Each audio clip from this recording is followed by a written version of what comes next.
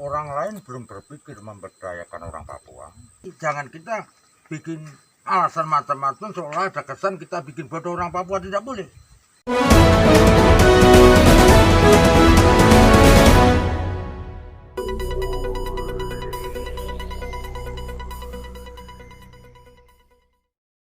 Sosok Siono Sumarto sudah tidak asing bagi sebagian anak-anak asli di Kabupaten Kero. Ia hadir sebagai orang tua bagi anak-anak yang tak memiliki pekerjaan dengan memberikan beberapa peluang kerja. Walau hanya sebagai sopir rental dan penjual bensin enceran, namun manfaat dari itu dirasakan sebagian anak asli Kero yang menjadi tenaga pekerjanya. Pria kelahiran Purwodadi tersebut tidak hanya merekrut anak-anak asli sebagai supir rental maupun penjual bensin enceran, namun dirinya juga membagi beberapa lahan kapling tanah dari aset pribadi yang dimilikinya kepada anak-anak dari luar distrik Arso di Kabupaten Kero. Hal tersebut dilakukan dengan tujuan dapat membangun rumah agar tidak tinggal di kos-kosan maupun kontrakan dengan biaya yang begitu mahal. Berikut hasil wawancara Border News Channel. Kenapa Bapak punya tenaga kerja atau Bapak pikirnya itu semua anak Papua? Lalu Bapak punya kontribusi lebih besar ke anak Papua. Mulai dari fasilitas tanah Bapak bisa kasih, Bapak punya kapling bisa kasih tanah ke anak Papua kembali. Lalu Bapak punya pekerja semua anak Papua, mau sopir mobil, semua sopir rental itu anak Papua. Kira-kira Bapak lihat dari sisi apa sampai Bapak bisa kasih itu? Jadi harapan saya begini, orang lain belum berpikir memberdayakan orang Papua, tapi saya sudah melangkah. Saya kasihan di tanah yang makmur, negeri yang besar itu mereka bodoh dalam tanda kutip, bodoh dalam hal manajemen. Nah, saya rekrut dia itu bukan instan. Saya tuh dekat dengan mulai 86, saya dekat dengan orang Papua. Tadi yang saya sebutkan sel itu tuh salah satunya tahun 86 masih kecil-kecil begini. Saya sekolahkan. Nah ini ya itu ikut dari falsafah hidup kami di Jawa yang sekarang generasi sekarang sudah lupa bahwa kita di mana bumi kita pindah, di situ langit harus kita junjung. Kan kita tidak mungkin itu biasa menjunjung langit itu kan tidak bisa. Ya artinya kita menghormati pemilik, menghormati orang-orang yang punya tempat, memperdayakan orang-orang yang punya tempat, kita bersatu, kita peduli dengan mereka. Itu sudah menjunjung langit yang bumi yang tadi saya pijak itu. Itu semua saya lakukan ikhlas. Tapi Bapak ini kan asetnya Bapak. Ya. Apakah Bapak tidak rasa rugi? Jadi tanah saya sudah lebih. Kalau tanah saya hanya sepangkal kan nggak mungkin saya kasih. Tanah saya lebih. Jadi lebih itu kan tidak saya bawa mati. Jadi biar sudah dinikmati orang-orang yang saya kasihan daripada dia dari atas kos gaji mepet nanti dikejar-kejar uang kos. Nah kau bikin rumah supaya apa? Supaya kamu nggak sulit kehidupan. Kau tanam sayur jual di pasar, kau tanam singkong untuk makan, kau panen pisang saya. Kalau pisang kan saya punya semua karena orang nggak boleh tanam jangka panjang di area sana, kalau di sini bebas gitu. Jadi ya itu saya kasihan sehingga saya tertarik untuk membantu supaya saya juga bisa diterima pergaulan saya. Jadi selalu saya bilang saya ini juga orang Papua, saya bagian dari orang Papua yang tidak bisa dipisahkan. Ini saya punya negeri karena pergaulan saya sudah diterima orang adat, sama saja saya orang asli. Itu yang ada di pikiran saya. Sejak kapan Bapak ada di Kero, lalu sejak kapan bergabung dengan anak-anak Papua sampai yang sedang berjalan? Nah, itu prinsip saya karena saya mungkin akan mati di sini. Jadi hati saya bersih untuk mereka anak-anak asli bersih. Saya biasa bantu. Saya jualan bensin, itu contoh kecil ya. Ini Tete kasih modal kamu satu bikin 35 liter, uangnya 352 sudah. Tete punya uang kasih kembali ya. Nah itu uang untuk Tete ke sekolah. Ini anak di Kero, anak Papua sudah berapa sopir dan supir saya anak Papua itu ada 9. Tapi kan lain belum tentu datang bersamaan. Yang lain datang, yang lain tidak begitu. Jadi kalau sopir saya itu kayak Theo 2 hari narik berturut-turut, saya sudah dibebas di luar sana. Artinya apa terserah. Terus kalau dia itu mau ada pekerjaan yang lebih menguntungkan, kayak apa sementara ada proyek, silakan kamu jalan. Kalau nanti mau kembali ke Malaysia lagi dengan posisi semula ketua pangkalan, itu contohnya toh. Jadi saya kasih kebebasan dia, kalau apabila dapat ada penghasilan yang lebih luas silakan jalan. Nanti kalau tidak kembali lagi.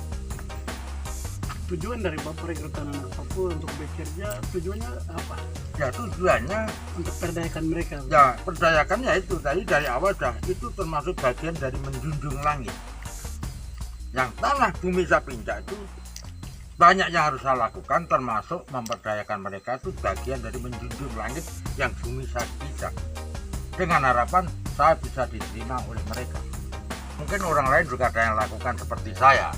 Mungkin yang saya tidak tahu dong. Tapi nolong orang, membantu orang itu masuk dalam kebutuhan saya. Saya butuh.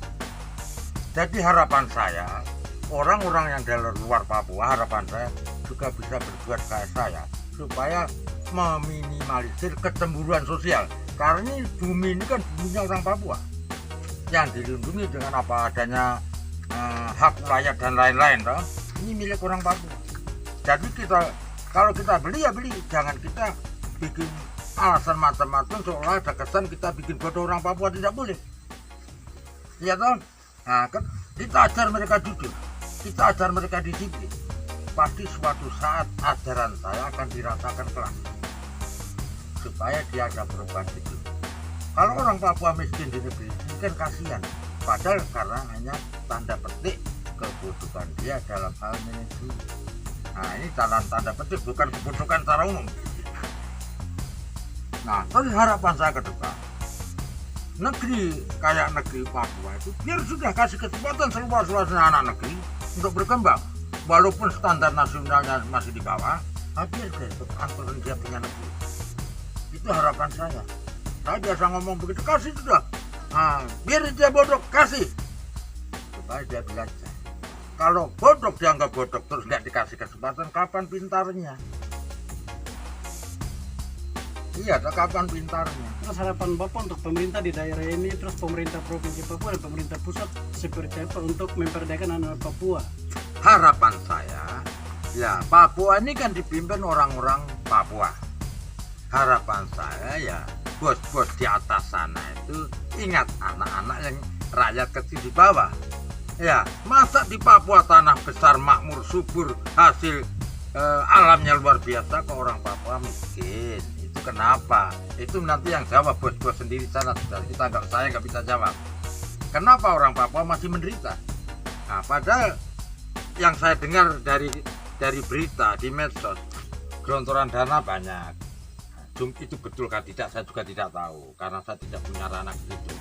Kalau seandainya bisa ya berdayakanlah, kita harapannya sebenar-benarnya ya makan banyak-banyak kan begitu. Nah itu harapan saya supaya anak-anak negeri ini bisa merdeka di negeri sendiri, dalam arti bukan negeri merdeka secara politik. Saya lepas dari NKRI tidak.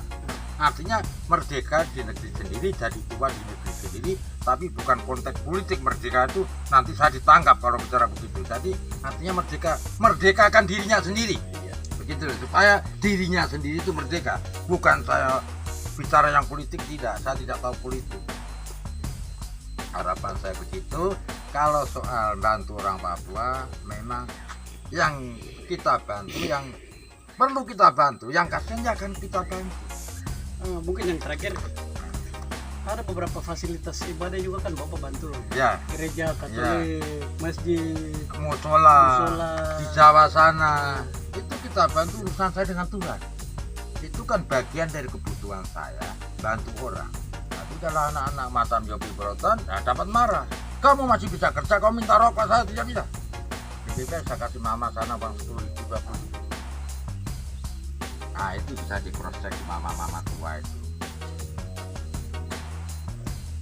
Jadi itu begitu. Jadi menolong orang, saya bukan dewa, itu bagian dari kebutuhan saya. Kadang-kadang lama nggak menolong orang itu rindu untuk menolong orang.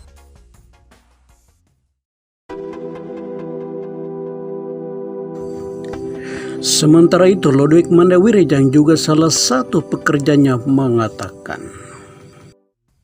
biasa, luar biasa. Memang orangnya begitu.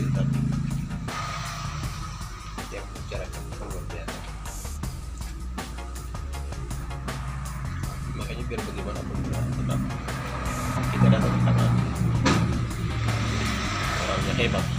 Kalau sendiri kan luar biasa banyak, kasih jalan yang bagus. Kasih Kita motiv. harus ada, tapi hanya dari kita sendiri. Kalau kita tetap patuh ikut dia, tetap jadi dapat jalan yang baik.